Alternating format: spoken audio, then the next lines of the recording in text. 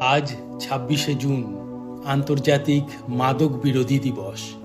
এই দিনটি আমাদের স্মরণ করিয়ে দেয় যে মাদক শুধুমাত্র একজন মানুষকে নয়, একটি পরিবারকে, একটি সমাজকে, এমনকি একটি জাতিকেও ধ্বংস করতে পারে।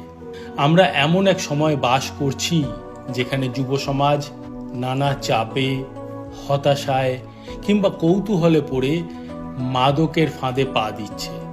মাদক প্রথমে আশ্রয় দেয়, পরে নিয়ন্ত্রণ নেয় এবং শেষে জীবনকে ধ্বংস করে দেয়।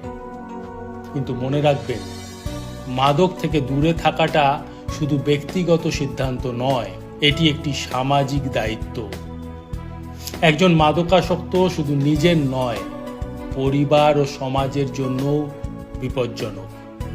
জীবনে সমস্যা আসবে, হতাশা আসবে, কিন্তু তার সমাধান মাদক নয়।